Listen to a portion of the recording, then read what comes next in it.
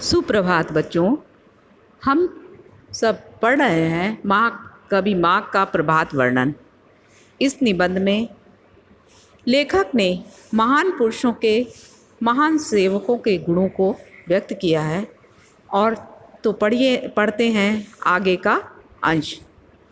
रह गई दिन और रात की संधि, अर्थात प्रातःकालीन संध्या। संधि का अर्थात होता है जोड़ बच्चों। और जब दिन और रात जुड़ते हैं तो उसे प्रातःकालीन संध्या और सायंकालीन संध्या कहते हैं। तो जब रात्रि जाने को होती है और दिन आने को होता है तो उसे प्रातःकालीन संध्या कहते हैं। और जब दिन जाने को हो और रात्रि आने को हो तो उसे सायंकालीन संध्या कहते हैं। सो अरुण के कमलों को ही आप इस अल्पवयस्क सुता सदृश संध्या के लाल लाल और अतिशय कोमल हाथ पैर समझिए। मधुप मालाओं से छाए हुए नील कमलों को हुई काजल लगी हुई उसकी आंखें जानिए। पक्षियों के कलकल शब्द को ही उसकी तोतली बोली अनुमान कीजिए।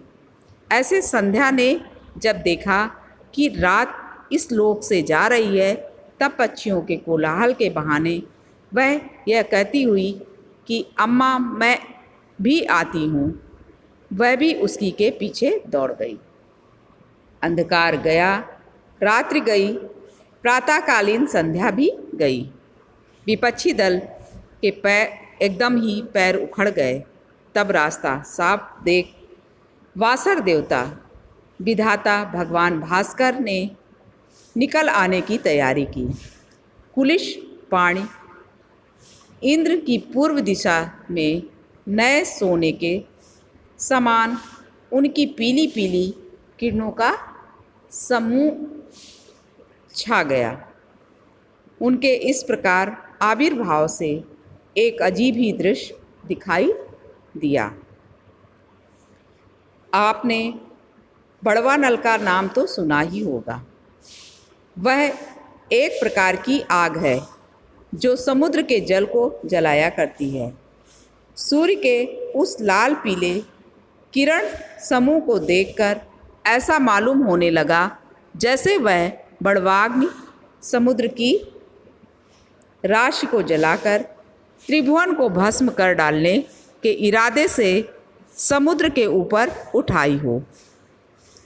बच्चों, इस निबंध में लेखक ने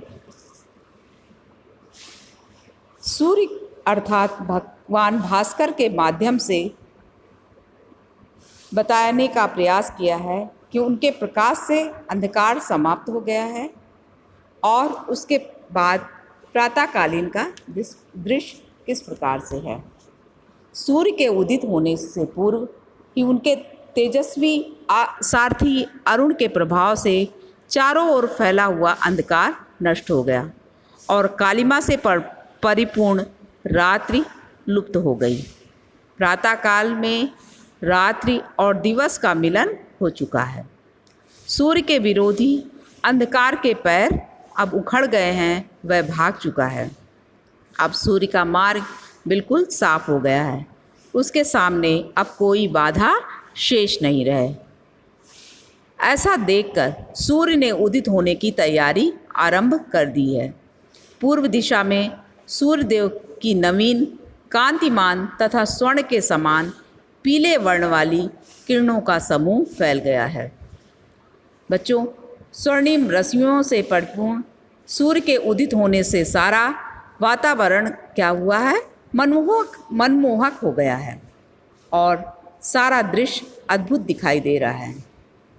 सूर्य की लाल पीली किरणें आकाश में सभी जगह व्याप्त हो गई हैं।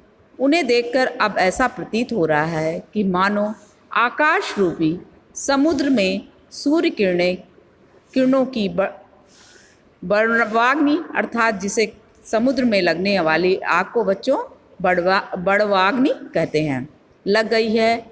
और वह अग्नि संपूर्ण जल को जलाकर तीनों लोकों को भस्म कर देने के उद्देश्य से ऊपर उठाई है।